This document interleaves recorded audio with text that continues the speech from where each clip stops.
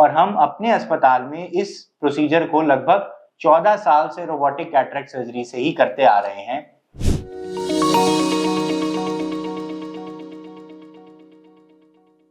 The information shared in this video is curated from available open sources and contains my personal interpretations. This should not be confused with scientific advice or a doctor's clinical advice. Hello everyone, मैं हूं doctor प्रख्यात रूप। मैं Acura vision clinics रूप नेत्रालय में cataract, cornea और refractive surgery का specialist हूं। आंखों के इलाज की ये सारी ट्रेनिंग मैंने एम्स न्यू दिल्ली से ही करी है और आज हम लोग हैं डे 10 पे। आज 10वां दिन है हमारी कैटरेक्ट सर्जरी डायरीज का।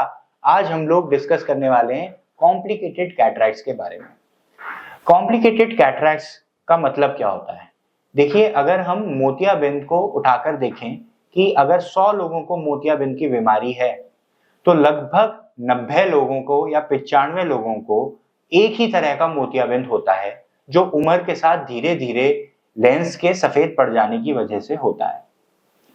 लेकिन कुछ 4-5 लोग ऐसे होते हैं जिनको किसी और कारण से या कोई और आंख में या शरीर में प्रॉब्लम्स के चलते सफेद मोतिया बन सकता है और इन मोतियाबिंद को हम कॉम्प्लिकेटेड कैटरेक्ट्स कहते हैं।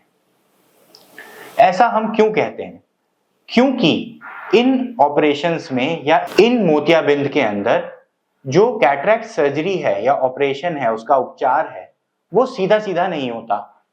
और क्योंकि शारीरिक या आंख में लोकलाइज्ड और प्रॉब्लम्स हैं, जैसे कि काला मोतिया, जैसे कि पर्दे में सूजन की बीमारी जिसको यूवियाइटिस कहते हैं, या कोई चोट की वजह से हुई खराबी आंख के अंदर जिसमें मोतिया भी बन गया और भी समस्याएं आंख में आ गई। तो ऐसी बहुत सारी समस्याओं के चलते इन ऑपरेशंस के नतीजे उतने अच्छे और उतने सटीक नहीं होते जितने कि एक नॉर्मल कैटरेक्ट सर्जरी के होते हैं। इसीलिए हम इन्हें कॉम्प्लिकेटेड कैटरेक्ट्स बोलते हैं और इनके ऑपरेशन को कॉम्प्लिकेटेड कैटरेक्ट सर्जरी कहा जाता है। अब ऐसा ही एक बहुत इंपॉर्टेंट प्रॉब्लम है जिसको हम कहते हैं पोस्टीरियर पोलर कैटरेक्ट। ये क्या होता है? ये एक खास तरह का सफेद मोतिया है जिसके अंदर लेंस के थैले के अंदर कमजोरी आ जाती है। अब हम एक सेकंड रुक के डिस्कस कर लेते हैं। हमने लेंस के थैले की बात करी तो हम डिस्कस कर लेते हैं लेंस का थैला होता क्या है। अगर हम अपने कुदरती लेंस को देखें तो ये लेंस एक बलून या गुब्बारे के जैसा है जिसमें बाहर एक कवरिंग है, एक थैली जैसी चीज है, पॉलीथीन जैसी चीज है, और उसके अंदर एक गूदा भरा हुआ है, जेली जैसी चीज भरी हुई है।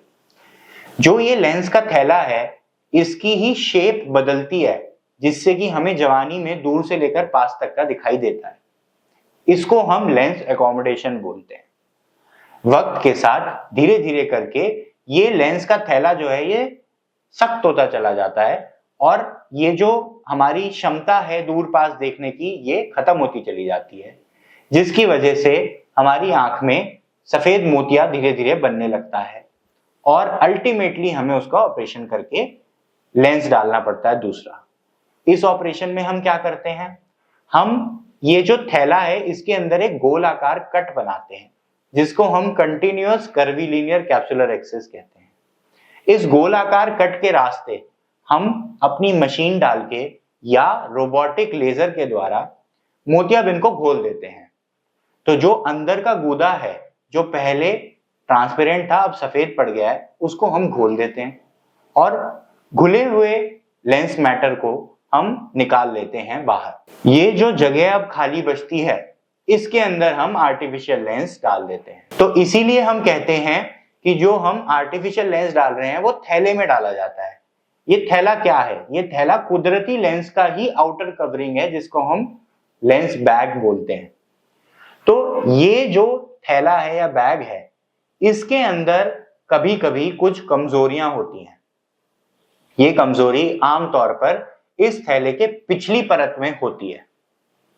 इस कमी को हम पोस्टीरियर पोलर कैटरेक्ट कहते हैं और इसमें खतरा ये होता है कि ये जो पीछे की परत है या थैला है ये बहुत ही पतला या कुछ जगहों से इसमें छेद होते हैं और ये फटा हुआ होता है। ऐसे में जब हम मोतियाबिंद का ऑपरेशन करने के लिए अपनी मशीन अंदर डालते हैं तो प्रेशर के कारण ये पीछे से थैला खुल जाता है और लेंस के जेली वाला कुछ हिस्सा जो सफेद अंश है वो कुछ ना कुछ पीछे चला जाता है पर्दे की तरफ। ये एक कॉम्प्लिकेशन होता है जिसको हमें मैनेज करना पड़ता है। इस कॉम्प्लिकेशन को मैनेज करने के लिए आपके अस्पताल में इस ऑपरेशन को करने के दौरान पर्दे के ऑपरेशन करने की मशीन, औजार और डॉक्टर तीनों ही उसी समय उपलब्ध होने चाहिए। ये किसी भी अच्छे, जो जिसे हम कहेंगे कि रेप्यूटेड और क्वालिटी में उच्चतम आंखों के अस्पताल की रिक्वायरमेंट है। अगर हम ये काम, जो लेंस का थैले फटने की वजह से अंश पीछे गिर गया है, कुछ टुकड़े पीछे चले गए हैं, उनको हम पर्दे से उसी समय साफ ना करें तो वो बाद में आंख के अंदर कॉम्प्लिकेशंस पैदा कर सकते हैं, जैसे कि सूजन होना, पर्दे पे सूजन आना, आंख का प्रेशर बढ़ जाना और रोशनी का धुंधला ही रहना। इसी कारण से कोई भी अच्छे अस्पताल में, जैसे कि हमारे अस्पताल में, हम हमेशा पोस्टीरियर पोलर कैटरैक्ट्स में पर्दे के डॉक्टर को और पर्दे के ऑपरेशन करने की मशीन को रेडी रखते हैं, चाहे हमें उसकी जरूरत पड़े या ना पड़े।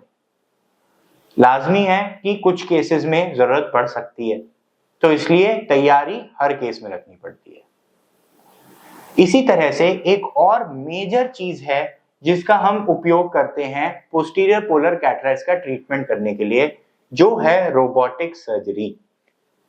रोबोटिक सर्जरी में दोस्तों मैं आप लोगों को पहले भी बता चुका हूं कि एक मशीन होती है जो कि आंख के ऊपर आके एक सक्शन रिंग से चिपक जाती है और उसके बाद एक ही मिनट में लेजर की किरणों से पूरे मोतियाबिंद के ऑपरेशन के सारे स्टेप्स कंप्लीट कर देती है। हम केवल इस मशीन को प्रोग्राम करते हैं और मॉनिटर करते हैं। पोस्टीरियर पोलर कैटरैक्ट्स में हमें एक और फायदा मिलता है रोबोटिक सर्जरी का, क्योंकि हम इसमें मोतियाबिंद को पूरा अच्छे से घोल देते हैं बिना आंख को खोले, यानी कि प्रेशर फ्लक्चुएशन करे बिना। इसीलिए पोस्टीरियर पोलर कैटरैक्ट्स में रोबोटिक सर्जरी का बहुत बड़ा रोल है, क्योंकि ये कॉम्प्लिकेशंस होने से हमें बचाती है, हमारे काम को आसान करती है। प्रेशर फ्लक्चुएशंस होने पे इसमें हमें प्रॉब्लम नहीं होती। इसी तरह के कॉम्प्लिकेटेड कैटरैक्ट्स में फायदा मिलता है रोबोटिक कैटरैक्ट सर्जरी का, और हम अपने अस्पताल में इस प्रोसीजर को लगभग 14 साल से रोबोटिक कैटरैक्ट सर्जरी से ही करते आ रहे हैं। रोबोटिक कैटरैक्ट सर्जरी का पूरा नाम होता है femtosecond laser assisted cataract surgery. तो ये थोड़ी सी एक्सपेंसिव जरूर होती है, लेकिन इसके पोस्टीरियर पोलर कैटरैक्ट जैसी कॉम्प्लिकेटेड सिचुएशंस में कई सारे फायदे हैं। आशा करता हूं कि आप लोगों को ये जानकारी सुनकर थोड़ा इंफॉर्मेशन मिली कि कैटरैक्ट में कटिंग एज काम क्या होता है, कहां पर हम फर्क जान पाते हैं एक normal single stand alone practice और एक बड़े हॉस्पिटल जिसमें कि सारी चीजों का अरेंजमेंट, सारी चीजों को, सारे कॉम्प्लिकेशंस को मैनेज करने की तैयारी शुरू से रख के चली जाती है। इसीलिए ऐसे कॉम्प्लिकेटेड केसेस रेफर होकर हमारे बड़े अस्पतालों में पहुंचते हैं। आई होप कि जिन लोगों को आपके परिवार में कैटरैक्ट सर्जरी है उन तक ये वीडियो जरूर पहुंचेगा। कैटरैक्ट सर्जरी से रिलेटेड जानकारी के लिए हमारे साथ बने रहिए। हम मिलेंगे डे 11 पे और नई इंफॉर्मेशन के साथ जो आपको जरूर पता होनी चाहिए कैटरैक्ट सर्जरी कराने से पहले।